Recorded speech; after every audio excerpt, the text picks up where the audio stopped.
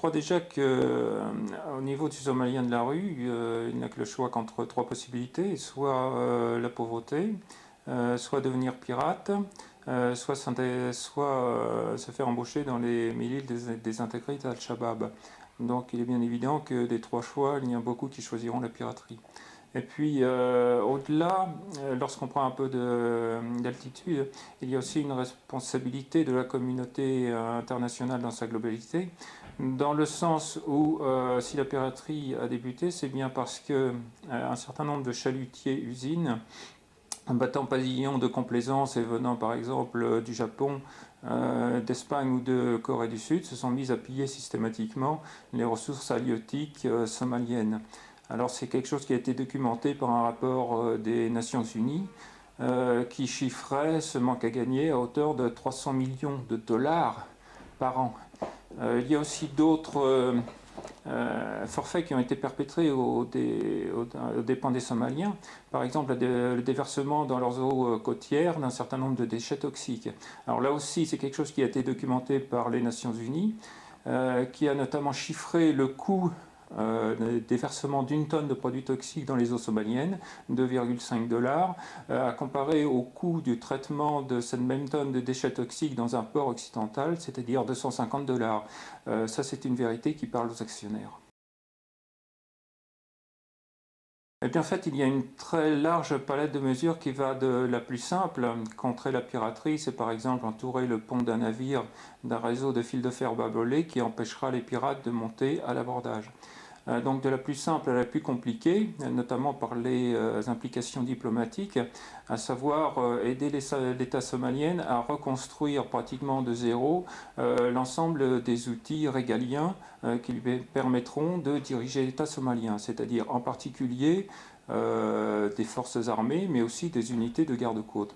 Alors, ces mesures entre ces deux extrêmes, on peut citer par exemple l'utilisation d'un certain nombre de moyens de renseignement très diversifiés pour effectuer une surveillance des activités des pirates, l'utilisation de drones, du plus petit, par exemple le Sky Eagle américain qui fait 3 mètres d'envergure, au plus grand, le Global Hawk, toujours américain, dont l'envergure dépasse une trentaine de mètres.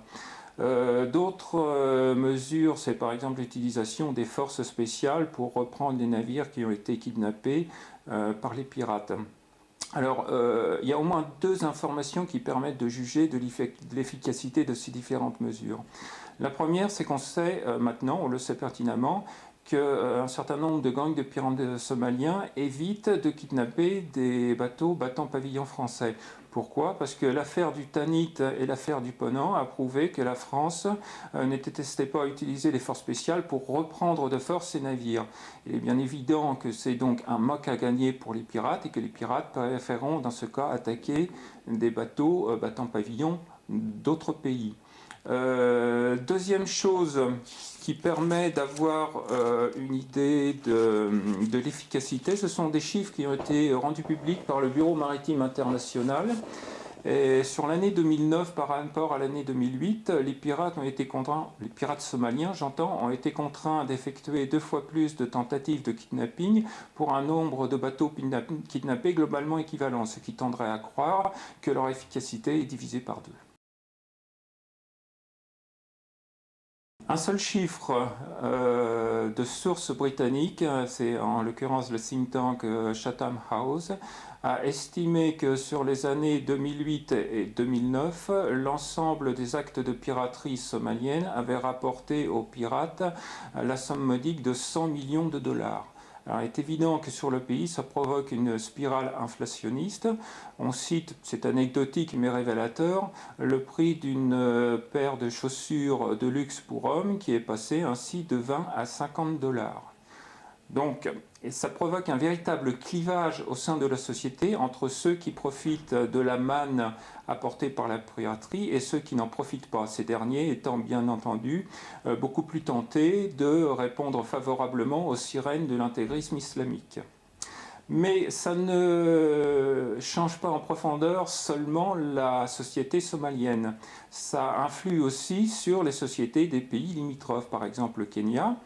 À Nairobi, dans la capitale kenyane, vous avez un quartier qui s'appelle la Petite Mogadiscio, où le prix de certains terrains a été multiplié par 5 voire 6. Et la manne financière apportée par la piraterie ne va pas seulement en Somalie et au Kenya, on parle aussi de Djibouti ou de Dubaï.